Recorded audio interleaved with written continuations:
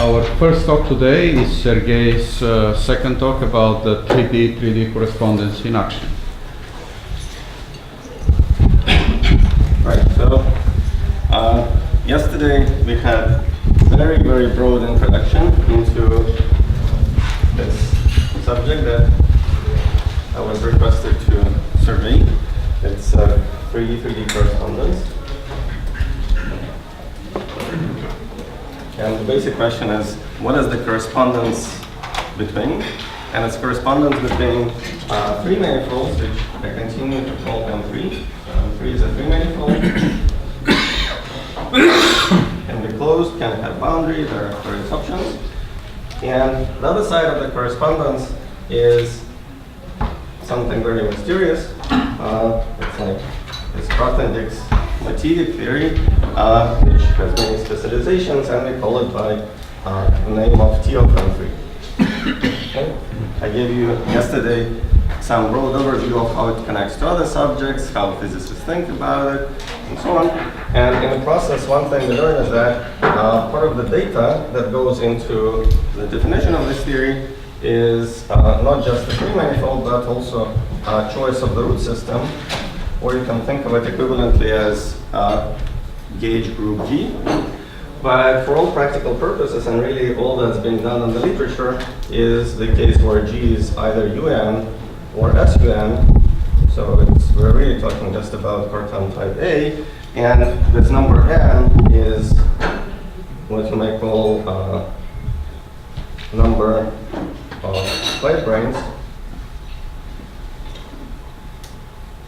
And there are many other mysterious words yesterday. So the main goal for today is to explain concrete techniques how to do calculations in this framework. So there shouldn't be anything mysterious. In fact, if yesterday you might come out with a feeling that, oh my gosh, there are so many things out there. So for today, you should feel that the prerequisites are really low. So you know everything that will happen. In fact, it will be completely rigorous. There will be no mysterious M theory or anything like that. So it will be rigorous 100% math. And in fact, it will be calculus.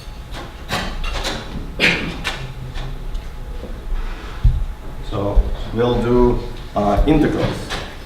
And it won't require much of my previous math training.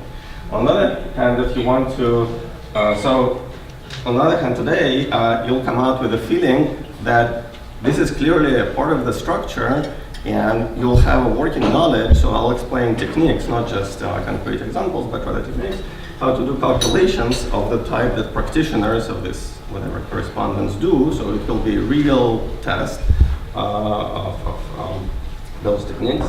But natural question you may have is why they work. So where does it come from? And like I mentioned yesterday, this first lecture is supposed to be addressing that question. And today we'll focus on concrete computational techniques. So therefore,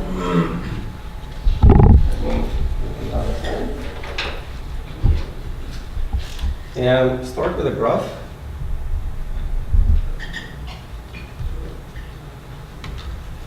Which, for simplicity, I'll assume has no loops, but it may be of any size. And this assumption that it has no loops is only for simplicity, just for us to have a nicer class project. You can easily extend it to the case when it has loops, and there will be many further extensions I can mention on the passing. But again, we want to do something self-contained, interesting enough, and broad enough for 1 hour. So in addition, you'll decorate vertices of the graph by integer numbers, A1, A2, A3, A4, A5, and so on. So all the numbers AI are integer numbers which can be either positive or negative. So this is concrete combinatorial data that will be our input for all the calculations that will happen today. And to that data, you can also naturally associate a matrix, basically the adjacency matrix, such that its value is equal to 1 if I and j are connected by edge.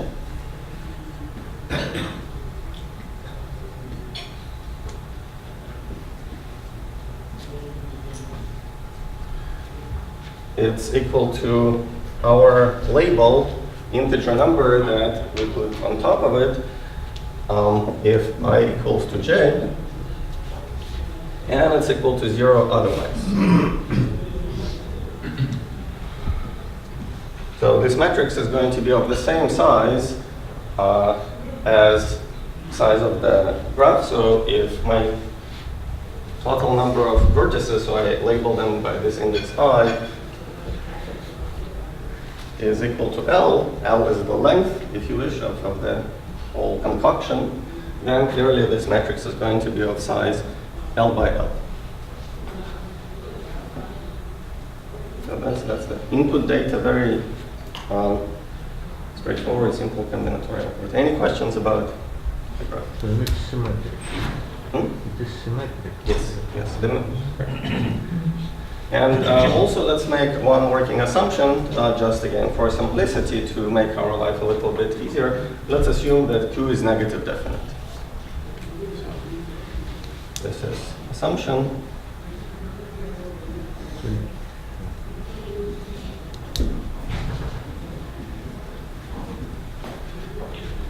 So you can relax this, and if we have time, we can talk a little bit about it, but that will make our life a little bit easier.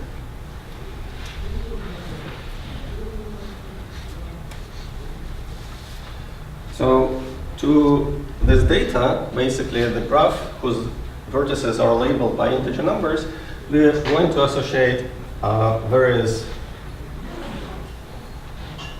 I'll call them invariants or partition functions, denoted by z with perhaps various decorations. So z that depends on this labeled graph, on this data. And there'll be several versions of this invariance or partition functions. In fact, today I'll show you 3, and they all will have the same structure.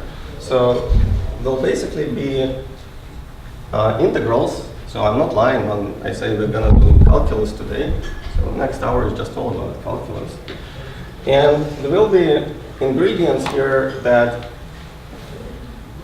basically come from vertices, and we'll associate one universal ingredient to each vertex and then simply take a product over that, and we'll do the same for edges.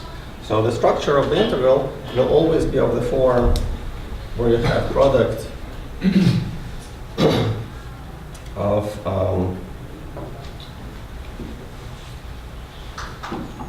V running in the set of vertices. Then to each vertex we'll associate a variable x, I'll call it xv, with a simple integration measure, basically thinking of usual integral in logarithmic variable, log of x. And they have some other pieces, so these are various multiple integrals. And this will be the piece which has to do with vertices. And then there will be an analogous piece which will have to do with edges. And we'll take product of all possible edges, connecting vertices, say V1 and V2.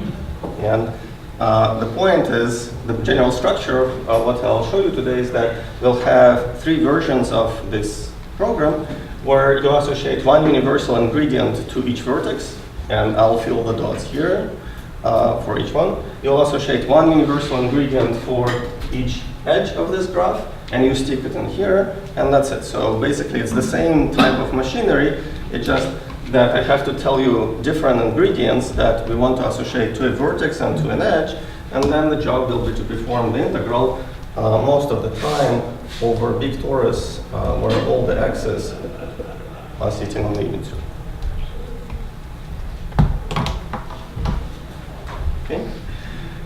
So before I raise that blackboard, I should say that the reason, so here I'm focusing on one case where variable x over which we're integrating for each vertex is just one complex variable, so x is a complex number. And therefore, for each vertex, this is one-dimensional integral. And the reason is that in that language, I'm trying to focus today on the case where my g is of rank 1, so it's really just SU2, or sometimes I can consider even simpler examples, such as U1. And if you consider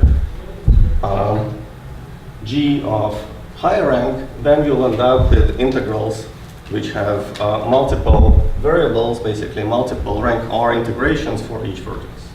So this is just a word of how it will eventually connect to that story. But now I can erase that. But your dotted input will be the same, or how it changes if you change the group? You said that you have 3 dotted inputs. Yeah, so dotted input depends, of course, on the choice of the group and on additional choices. So I'll present for you several choices. Some of them will be for SU2, some of them will be for U1, and even for SU2 you can have multiple choices, so I'll show you several. That you universally associate to a vertex and to an edge.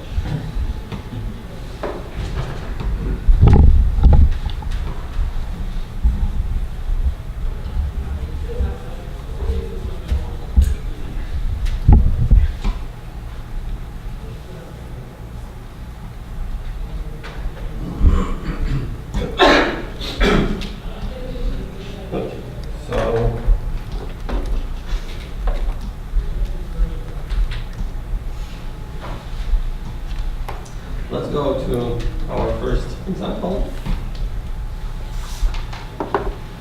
The first first example will be Z exactly of this type. I'll call it ZS3, just a name. And like I said, I have to tell you what to associate to a vertex labeled by integer A, and what to associate to an edge connecting two vertices. So to a vertex, we'll associate trigonometric function, sinh of pi log of x squared, exponential of pi I, a log of x squared over 2, where I introduce the notation. Maybe I'll put it on this blackboard. I won't use it too often, but it's convenient to write the formula in a more compact form. Or actually, let's keep all of this maybe together. So x is exponential of 2 pi I times u, so u is basically log of x. I'm usually not a big fan of introducing multiple notations and trying to write everything in the same variable, but this is one place where it's really convenient, and I think it won't really happen in my other examples. I especially don't like it here because I want to emphasize that everything is going to be written as integral over x's, and I prefer to keep x's throughout the game. A should be xv.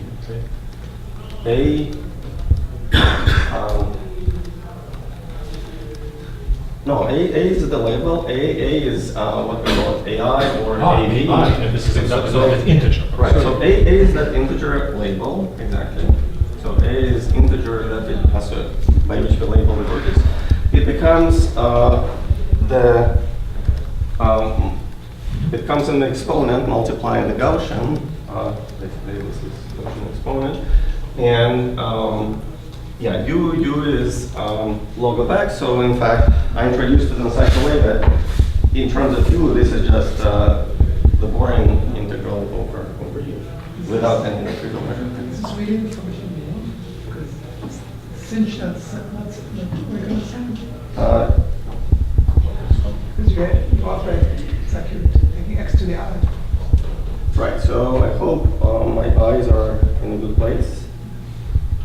Probably not, sorry. This then is solid. I was trying to help it, but thank you so much. That's right. So what's your graph for it? What is start? Because you have one vertex, one edge. No, I'm saying that to each vertex, so what I'm going to do is, to each vertex we're going to associate one basic building block. So just the input is this graph. This graph, yes. And now, for each graph, I'll propose you several integrals. We'll do integrals today. Each one will be called z, and the way they're constructed, they'll be replicating each other's structure. Namely, we'll do integral for each vertex. So to each vertex, we'll have an integration variable x.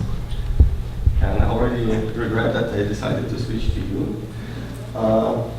And we'll also have a universal ingredient for each vertex, and we'll multiply all of them. So it will be product of all vertices and ingredient that depends on corresponding integration variable xv. And here we'll have an analogous product. And so integrand will basically be product of edges, factors for edges and vertices. And I'm explaining in first example what should be the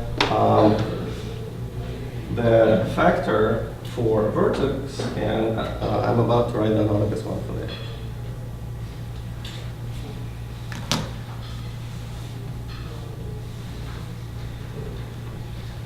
Okay, so this is it clear or? I mean, for me it's clear, but why it's S3 probably would... Yeah, no. Why is S3? This is just a name. I prefer to call it S3. But about the composition of the integral, is there any question? Don't hesitate. So then the edge factor is a little bit more non-trivial. It's basically a ratio of trigonometric functions, sine pi u1, u2 divided by square root of a I sine pi u1 sine pi u2. Okay. And that's it. So since this is supposed to be pedagogical, I think I'm allowed to give homework. So homework is to do this computation for following simple examples.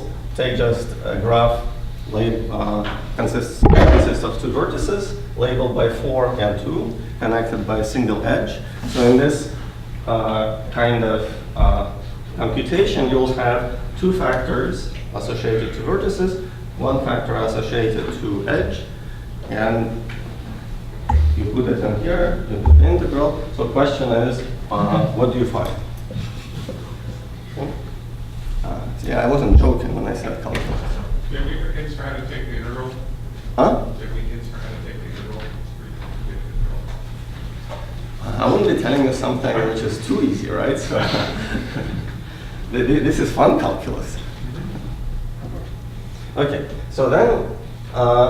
What's the relation of this to the group G? Or which group is? So if I want, I can also put more labels here. For example, I'll put a label as u2. Again, this is just from the viewpoint of calculus computation. This is just a name, really.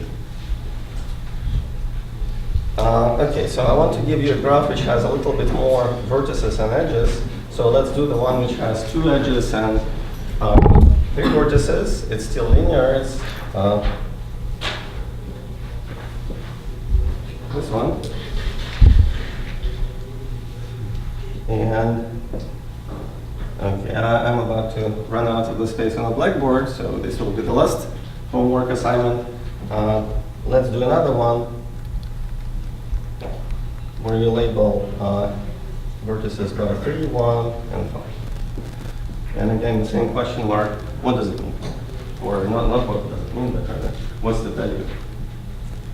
Is the sign the weight density for the group? Huh? Is the sign is the eigenvalue density in the group? The weight? Well, it's the usual power measure.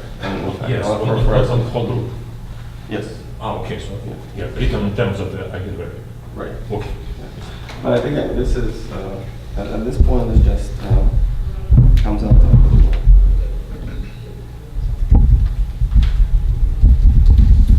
Okay.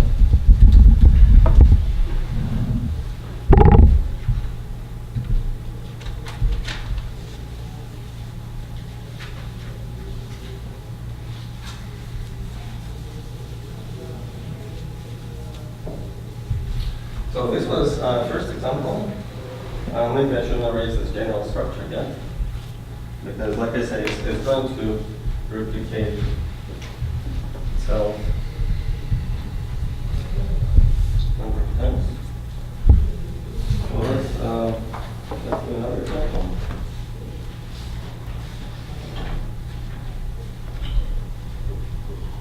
So the first one is labeled by something as U2. So this is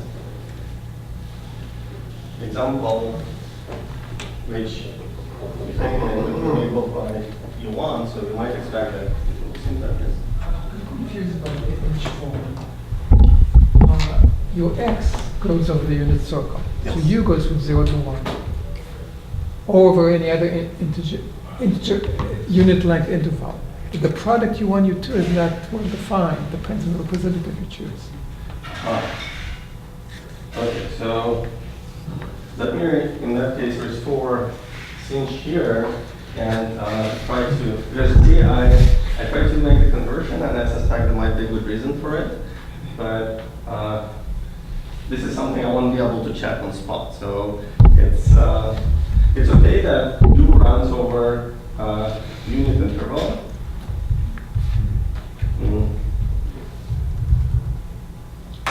Actually, hold on, sorry. So what was the question here? If instead of u, you take u plus 5, Yeah. that expression changes by 5u2.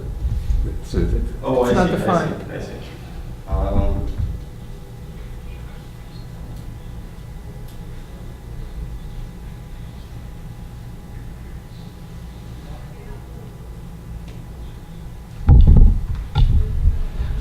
Okay, I'll try to fix it in the next lecture. So it's your homework. Yes, this part is my homework, but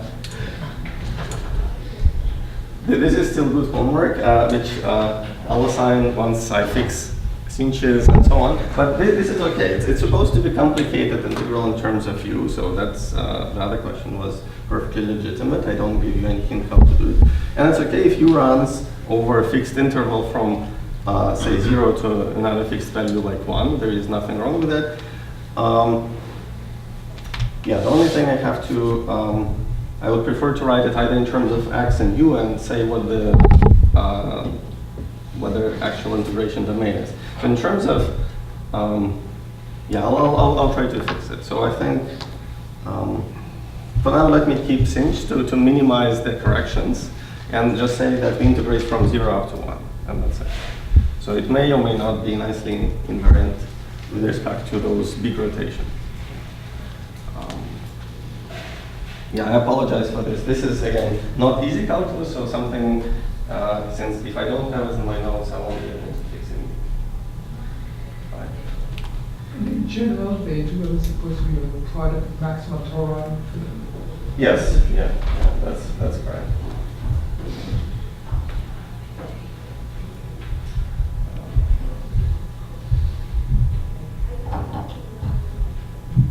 Right, so there are several things that are happening. I mean, because, for example, if I do the same shift here, this is quadratic, right? So it's not going to be nicely invariant under this either.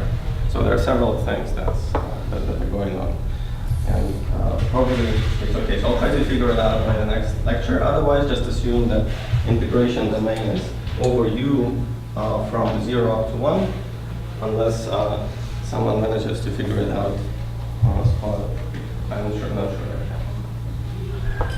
So I think that's what we're aiming for. And again, this was the only example which I chose to write in terms of u. So let me go back to x variables and hopefully there will be no such issues. So next example is going to be the one associated to u1 in one way or the other. And here you can write it in terms of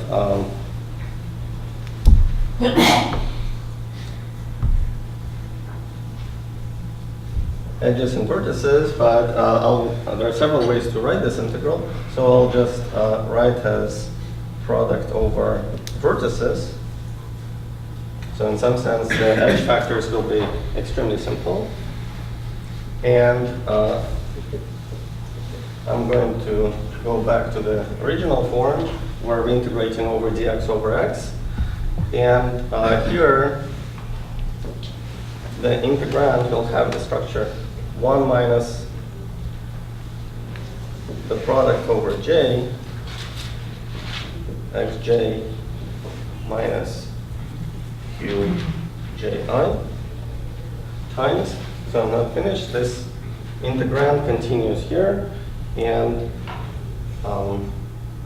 we get 1 minus xi to the power degree of a vertex minus 2 times xi to the power hi.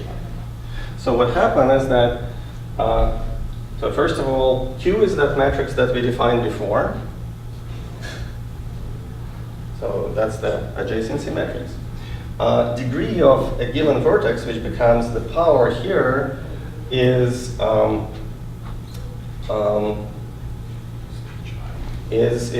number of edges going into given vertex, basically the valency of the vertex. And there is a new ingredient I introduced, hi, associated to every vertex. So therefore, this whole thing will actually depend on string of numbers hi assigned to this vertex. Okay. So this is a version of similar partition function or invariant, if you wish, where so then you basically get all the coefficients of the expansion. exactly. Yeah, Okay, so now Nothing for the edges? nothing for the edges. In fact, there are several ways to write it, and like I say, because so this problem is actually simpler than the previous one. And what I did, I already did kind of one intermediate step where I reabsorbed data about the edges into this vertex factor. So there are several ways to write it. And of course, integrals like this will be easy enough to take by residues and produce some combinatorial sum formulas where we're summing over residues. So that's another way to do it, which wouldn't involve any integrals at all. Right. But now, let me tell you what's going to happen. So natural question would be, again, what is the z computing? So write an example and ask what's the corresponding value of this integral. And if you are to do real examples and homework like that one, you'll discover something nice and interesting.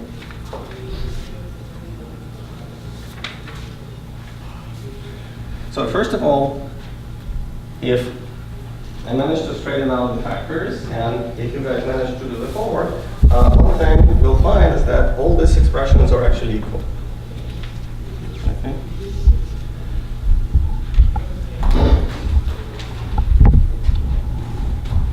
So second thing you're going to find is that if you have a graph whose vertex is labeled by A, and it may have some number of edges going into it, then calculation for this type of graph and a similar one where you have vertex labeled by A and the value of a is changed by plus minus 1, and you also add additional vertex with label plus minus 1, then the integral is the same. So It's contraction, so. Exactly. Contract So you have a duration of- the yeah, right. So the claim is that both of these integrals, this one I'm absolutely sure of, but that one, again, we have to straighten sinh versus sine, and I'll try to do it by next lecture. But we'll find that both of these integrals are actually invariant with respect to the separation, where you either add a vertex or remove a vertex if it happens to be in precisely this configuration, namely carrying a label plus minus 1. So essentially what we'll discover is that there are some equivalences on these graphs, equivalences in the sense that integrals that we're trying to do don't change. And these are quite different integrals, as you can see. One involves trigonometric functions, the other is just integral over rational function. Again, constructed out of graph in a systematic manner where you assign some piece of the integral integrand to each edge and the vertex. So I can write it as equivalence, saying that the results for both of the z's are supposed to be equal, or I can say that I can treat it as an operation of changing the graph in a way that both of the integrals don't change. And if I am to, yeah, so anyway, there is another, if we start looking for such equivalences, namely where integrals don't change for different graphs, we'll quickly find that if you have two vertices connected like this, just random ones by an edge, at no cost you can introduce a third fellow, their friend, with label plus minus 1. So you'll find in such relations that vertices that carry labels either plus 1 or minus 1 or 0 are kind of nice in the sense that you can use them to write these equivalences. And again, just like in the previous example, the labels here will change, so it will be a1 plus minus 1, a2 plus minus 1. And my notations are such that you can choose either upper signs or lower signs. It's up to you. Does it correspond to It's both plus in both cases, or one plus and the other minus. Both, either everything is plus or everything is minus. So there are two choices. Does it correspond to some change of geometry of your three manifold? Right, so there are no three manifolds yet. I'm just, again, this is, we didn't get there yet. So this is just calculus so far. But if you want, I'll keep you in suspense, but I'll label the separation. I'll call it blow up and blow down. But again, this is just a name, very much like that. Like S3. Exactly, just like S3. And I'm not done with equivalences. We have more discoveries to make, so let's continue. So I told you that what we'll find by doing this calculus is that vertices that are labeled by plus 1, minus 1, and 0 play a special role, but so far I showed you only operations that involve plus 1, minus 1, like this. So let me give you an example which involves 0. If you have a graph which consists of several disjoint pieces, let me call them gamma 1 and some gamma sub s, which are completely disjoint. Disjoint union. So there is analogous equivalence, namely if you perform these integrals the way we constructed them with the measure built out of products of vertices and edges, you'll find that this is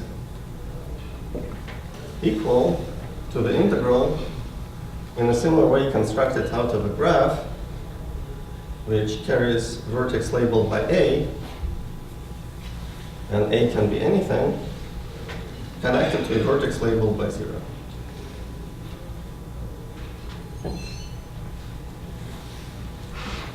So you basically take disjoint things, connect them, or vice versa. If you happen to see configuration like this, where there is a zero vertex connected only to one fellow, it basically means that this one fellow dies.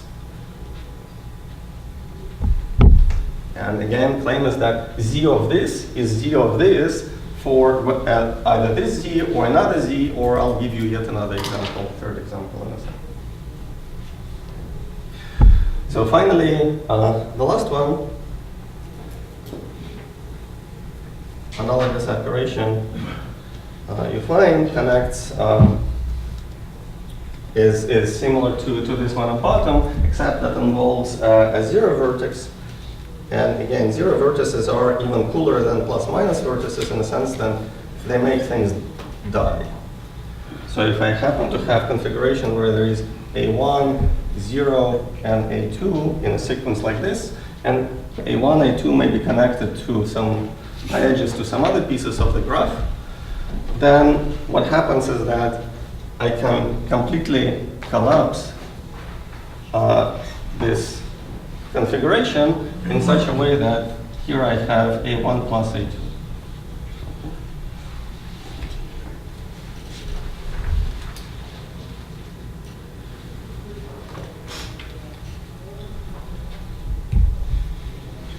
So, let's see, how much time did I use? 25 minutes. So,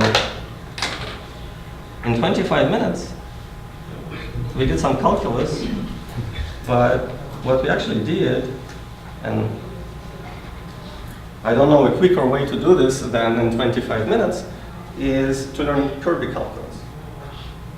So what this is a three-dimensional version of Kirby calculus. And if you want to teach Kirby calculus to undergraduates, this is one neat way. You can take any of the integrals that we're doing and just tell undergraduates to play with them and verify equivalences. Say, ask to check examples like the ones written over there, or simply verify the equivalence relations.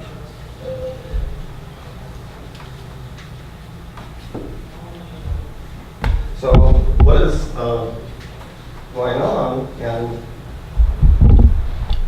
now can I unpackage or leave the suspense, namely what did just happen? So the point is that given any graph like this,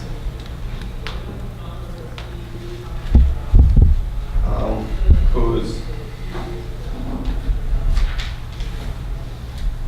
I can continue, and so on and so forth,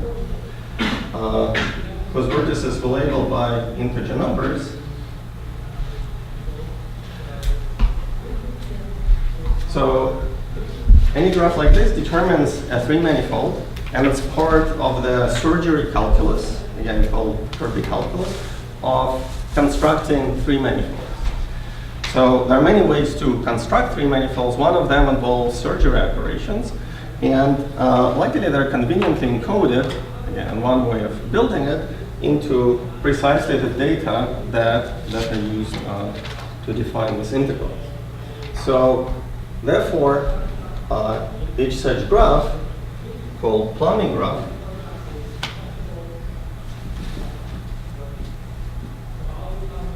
now that I try to explain what's going on, there is no need to hide it from you. This is the real name, plumbing graph. So to each such fellow, you associate a three-manifold M3, which is a closed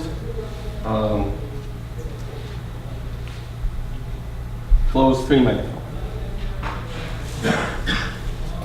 For instance, if you want, Is it always oriented? huh? Is it always oriented?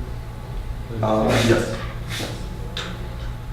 You get closed-oriented three-manifold, and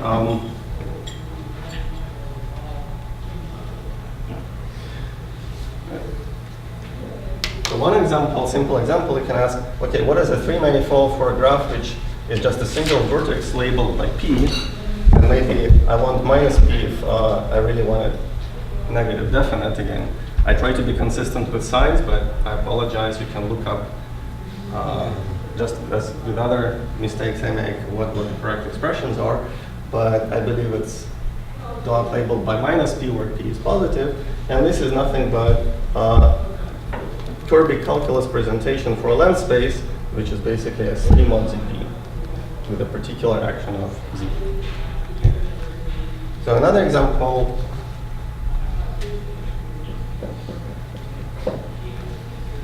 just for fun, if you take the graph which is linking diagram of A,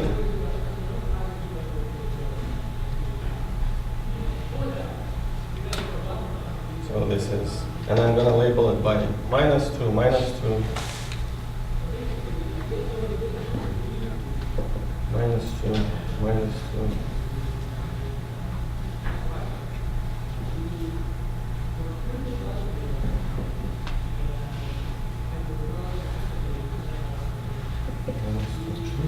So the corresponding three-manifold M3 built out of this graph is Poincare here, or another name for it is sigma 235. As a this is in notations which refer to a class of so-called Brace-Korn series. So then you can continue, extend this, and again, basically the claim, the idea of Kirby calculus is that every three-manifold can be built out of such data, but not in a unique way. And not in a unique way means that there are some equivalences which don't change the three-manifold as you change the data. And what we just did, we constructed integrals which are invariant under such operation. Okay. So therefore, we can ask that in this chain of relations, there is actually a third player that we're now discussing, is Z of T of M3. And what I just told you, I bypassed the definition of this mysterious framework T of M3, but I showed you a couple of specializations, namely that it associates certain particular ingredients to vertices, edges, basic building blocks of three manifolds. And in fact, you can try to do this using other constructions of three manifolds, and you'll find the same pattern. That for each basic building block, you associate something, and it allows you to produce invariants of three manifolds by as integrals. So here I'll have Plumbing graph, and here you have some integral Z, but now the whole point, and this is what invariance under Kirby moves guarantees to, is that this is an actual topological invariant.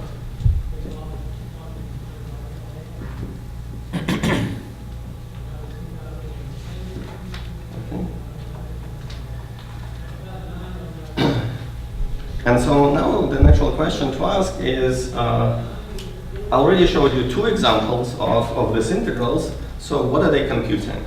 So what are their corresponding Z's in those two examples? One of them was called ZS3, the other, I don't think it had a name, but it had decoration by this HI. So, any guess?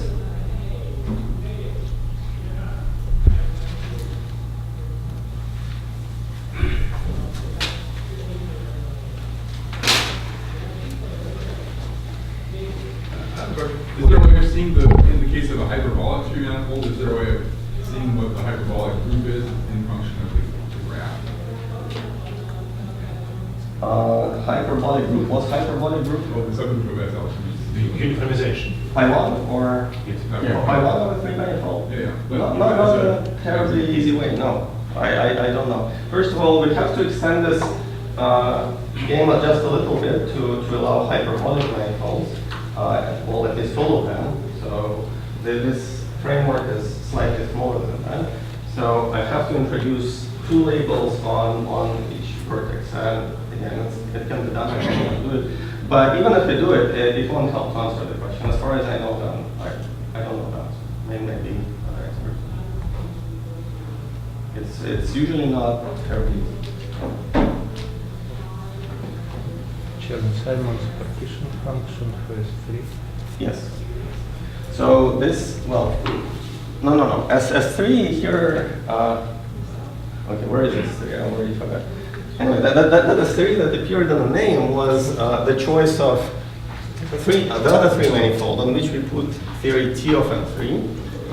So this Z, what do we call it? S3, it's also SU2 if you wish. And now I can say T of M3, but I mean, it's really three manifold which is constructed out of this plumbing graph. So it's just one of the many ways of constructing three manifolds. And yeah, question is what is it equal to? We already know by verifying invariance under Kirby moves that it's a topological invariant. So the only question is what topological invariant is it? Is it something classical that we can find in textbooks, or is it something cool that hasn't been in textbooks yet, but is interesting as a subject of study? So before I answer that, I want to emphasize that this S3 is not our three manifold M3. So this is what I call M3 yesterday. So it's choice of a background or choice of the partition function of this mysterious theory T of M3. But anyway, what it computes for you is SL2C, Chern-Simons, quantum Chern-Simons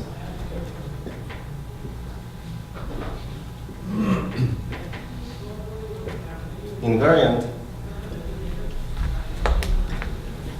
of M3.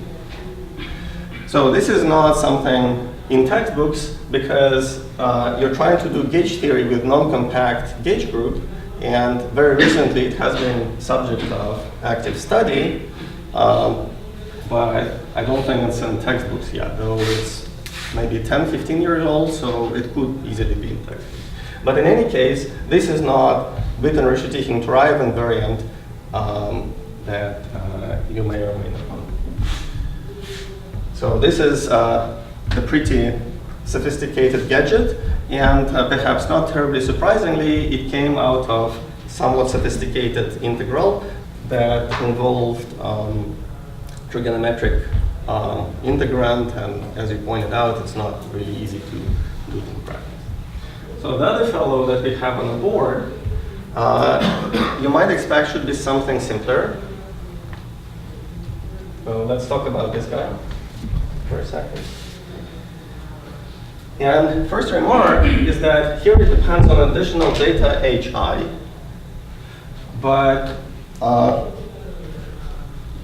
first question is where does HI take values in? And one cool thing I can tell you, it has to do just with construction of this three manifold out of a plumbing graph, is that H1 of a three manifold, so I cannot answer your question about pi 1, but H1 is usually easier since it's a minimization after all. And this is basically quotient of z to the L by our lattice Q z to the L. So it's basically co-kernel of matrix Q. So that's why it's good to assume it's non-degenerate in the first place, for H1 to be finite, if you might prefer that. And then you can quickly realize, I'm not going to do it in real time here, that it's convenient to think of this HIs or H's identified with an element of H1 of M3. And therefore, what this integral here is computing is some number for each value of element of H1 of a three manifold. Okay. So, in fact, this invariant here is nothing but cyber-equivalent invariant of a 3-manifold in so-called spin structure H, but this fancy word spin structure in 3 dimensions can quickly be identified with element of H1. It's not canonically, but for first approximation, this is probably good if this is first time you see it. If you want, you can express it in slightly different ways. So this can be written as follows. If our H1 is finite, you can express it in terms of Torreyev-Milnor torsion by summing over elements Q in one Pontryagin dual of H, and then you write here torsion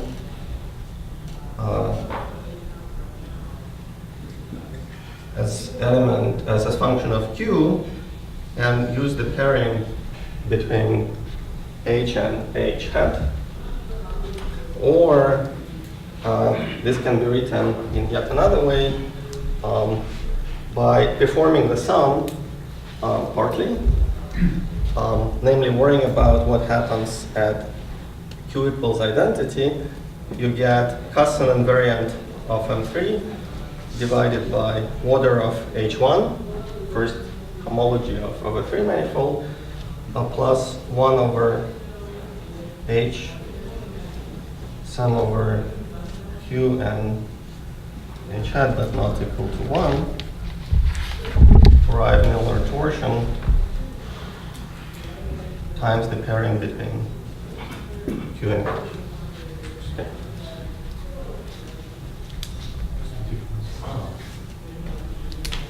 So again, invariance under Kirby moves guarantees that these integrals we're computing, again, if we didn't make mistakes, and that's why I suggest as a homework to play with them, so it's actually fun to see this invariant, that they all share the same universal structure. There are basic building blocks attached to each building block of a 3-manifold in this integral, and they spit out for you various invariants, and sometimes invariants are new, sometimes invariants are more interesting. So in this case, both of them are reasonably well studied. This is SL2C Chern-Simons partition function, and this one is a counting invariant produced either using cyber-Quitten equations and gauge theory or other techniques that allow you to compute Torreyev-Milnor torsion tau. So one of the questions I got yesterday after my lecture was, why do we have to learn this? Well, the question was phrased more politely, but I'll do it more bluntly. What is it good for? So is there something new that comes out? So my third example of this type of integral will show you something that, at least so far, has not been identified as a familiar invariant of a 3-manifold. So if you wish, this is an answer to such a question. But maybe before I proceed, are there any questions to me? You said that 0 H is topological invariance, right? Yes. But at the same time, it's a cyber-Quitten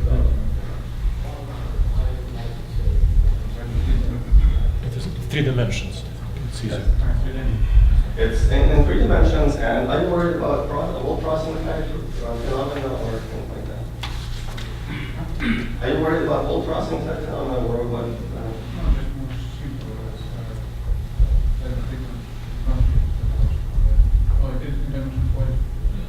Well, it depends on B1 of a 3-manifold. So you're absolutely right. This is extremely interesting story, and it would be fun to kind of go a little bit deeper. But see, in dimension 4, it's sensitive. So it's invariant of a smooth structure, which one big concern for us in dimension 3. But even in dimension 4, it's more sensitive to B2 plus, self-dual second Betti number. In dimension 3, there is no question on smooth structure, so it's actually topological invariant or not, but it depends on value of B1. Yeah. And indeed, this is really extra credit problem to try to play with this in the case where B1 is equal to 1. That's the only case you really have to check carefully and worry about. And that's analogous to B2 plus equal to 1 in the case of 4 manifolds. And that's a very good question. Yeah, so to explore what happens. Do you guys have versions of this for like sort of the Legendre Kirby calculus, where you build contact manifolds instead of smooth manifolds? Lenny just left, and he would be the person to answer this on spot. I believe the answer is yes, but I give it with hesitation since I'm being recorded.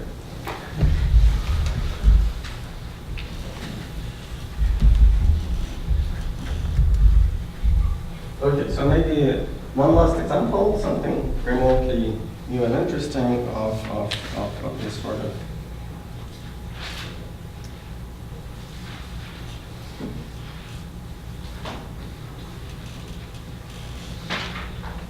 Of this game. So just as before, we're going to, so third example is where again we have to associate something to a universal ingredient for every vertex of the graph and universal ingredient for edge of the graph. So to a vertex,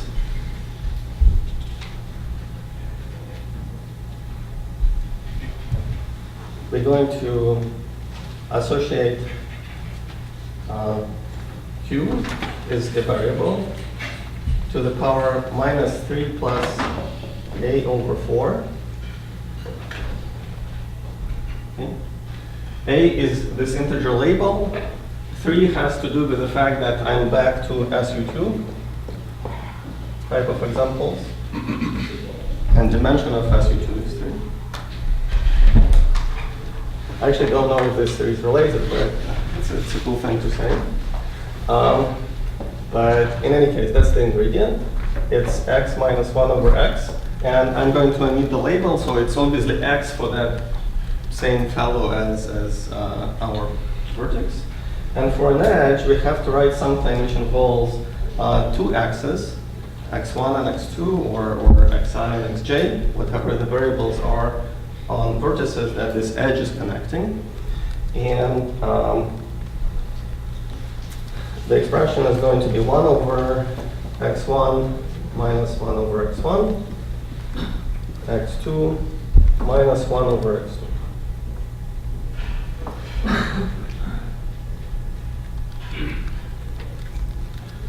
So then we're going to do the following.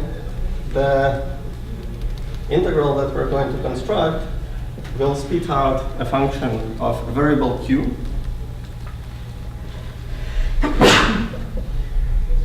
And it will be a principal value integral of the same form, where we integrate on the unit circle for all of the x's. So here there will be product over all of the vertices. dxj over 2 pi I xj. So I'm just reproducing the same thing we had before all the time. And here we'll have factors associated with vertices. So they go here times product over ij that run over all the edges, and this is where the edges go to. I guess I should put dot dot dot. And then I'll take a theta function, which I'll define in a second, associated with our matrix Q, or lattice with quadratic form Q, that depends on all of the xi's.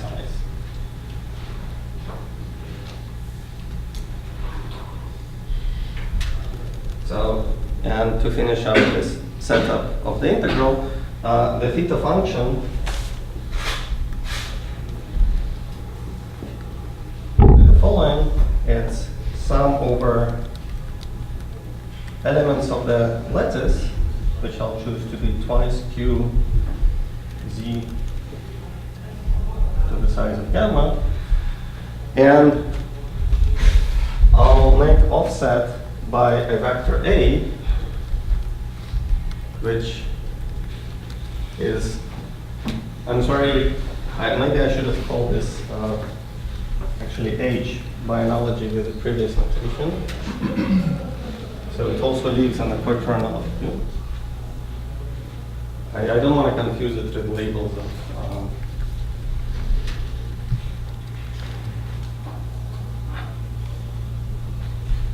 the graph.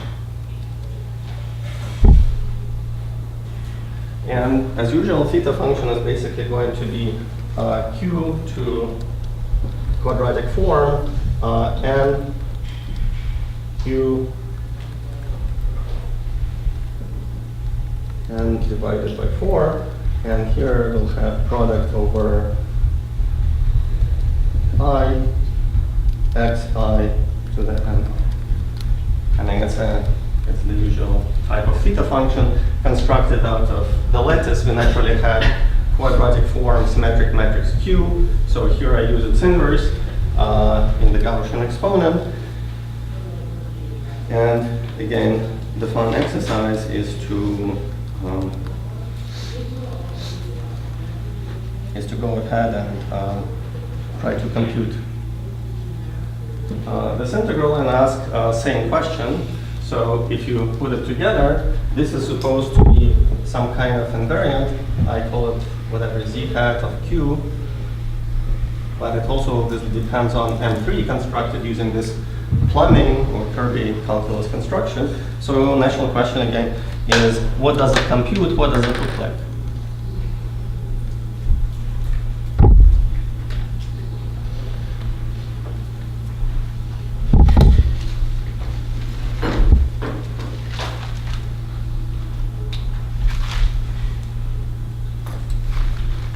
Since I'm basically out of time, I want to show you a couple of examples if technology cooperates.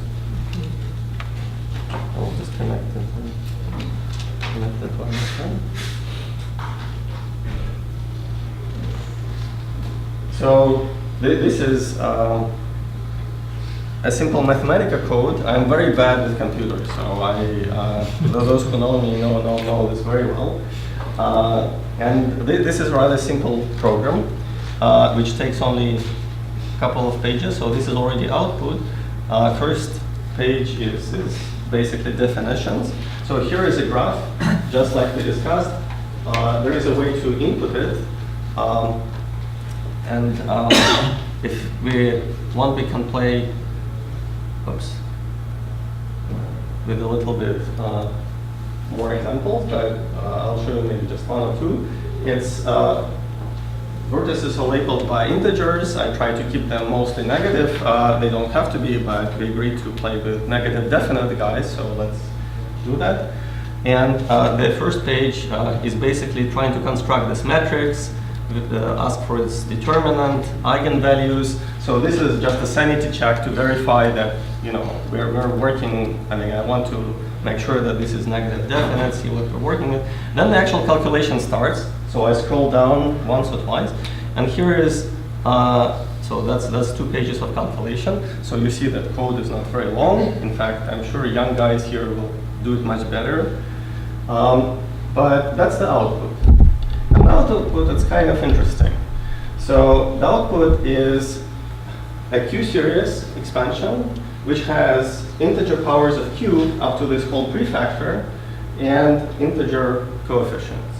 So if you want, I can run this for you to make sure that I'm not lying. Previously I loaded from something else that's trying to compute, but the output is going to be the same. So what comes out of this calculation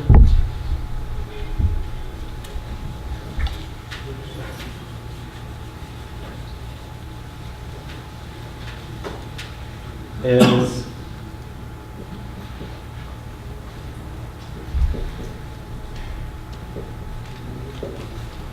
something which looks like this. It's Q to the power delta, where delta is some fractional number because it's a prefactor over there. And then it's multiplying integer expansion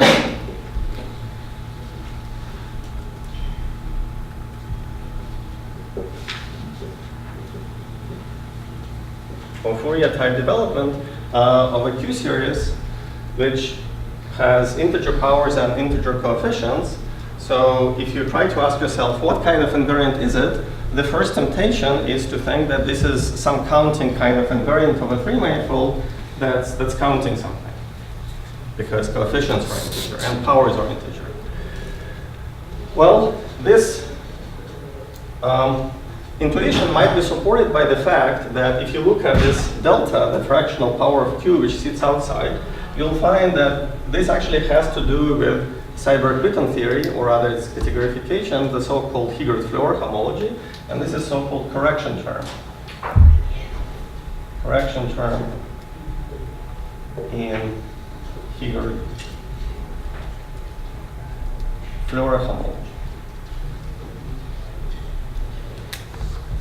So this is something you can compare with practitioners of that field. But then,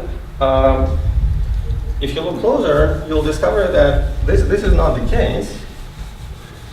And what happens is this invariant here is such that for each value of h, that here, that has to do with basically elements of h1 of your three-manifold. This guy is in q to the delta times z of q, such that it's convergent inside the unit disk, q absolute value less than 1. So a natural thing to do would be to ask, how does it behave as a function of q on the unit disk? So here I'm going to draw unit disk for you in the q plane. And it's very faint, but that's okay. That's supposed to be background. So what we learn is that these invariants are Q-series expansions with integer powers, integer coefficients, such that they're convergent inside the unit disk. But then if you take the limit where Q goes to root of unity,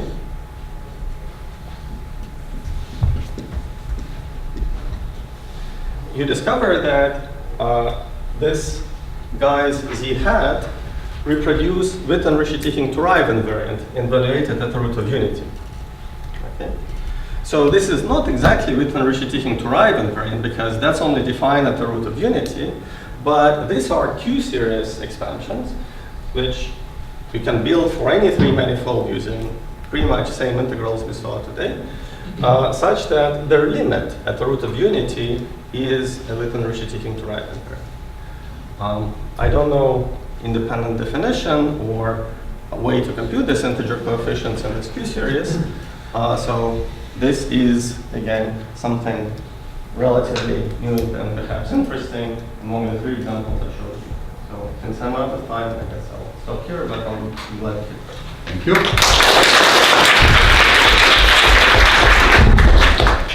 Any more questions? Yeah. Sorry, what was the species structure? In the previous case or this one? This one. I mean, you say that the invariant shows up in the power series. Oh, that it's related to. It's only defined when you fix the species structure. Right. So there is this little h which entered as offset of the theta function. So in fact, for each value of h, there is a q series, and prefactor q to the delta knows about the correction term in the species structure E.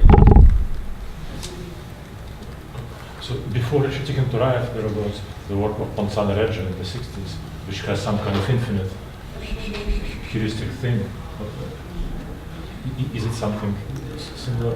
But because there are infinitely many representations, it was kind of not rigorous. Yeah, and I don't know connection. I think it has somewhat similar flavor. So the data is a bit different in the sense that here each of these Q series is labeled by either spin C structure or in plain English something abelian like elements of H1. In fact, H1 mod C2 in this case. which is slightly different from Okay, that so straight there is sum model. no. But yeah, but it has similar flavor, and again, I wouldn't be surprised if there are analogous state sum constructions which allow to reproduce. Решетихин-Тураев for what and for which M3? Same as with any other example today. Plumbing, M3 constructed out of plumbing. Surgery construction, plumbing construction of M3. So today the logic was, just to summarize, that all the three examples of the integrals I showed you are aimed to produce some topological invariance of three manifolds, and which three manifolds? Three manifolds constructed as plumbing. It's okay to call them plumbing three manifolds. Stupid question, is there a way to compute Решетихин-Тураев invariant following Kirby rules? For this plumbing? Yeah. Of course, yeah. There are techniques to compute with Решетихин-Тураев in zillions of ways, including plumbing construction. Yeah, there is a way to do it. Yeah. Well, I don't know where to start. Who is the chair or? I am the chair. And And, we have several questions. I don't know where. well, you choose. Yeah, it's a press conference. Do the two graphs related by nothing here Kirby rules? What do they relate in the fields? Do they relate some duality between the fields, between the three theories? Correct. Yeah. So the question was, for three manifolds related by Kirby moves, what does it mean for theories T of M3, whose partition functions we're effectively computing? Are they related by dualities? That was the question, and the answer is yes. That's indeed what's going on. So, you say that you can work with plumbings that are also having the plumbing graph and some loops.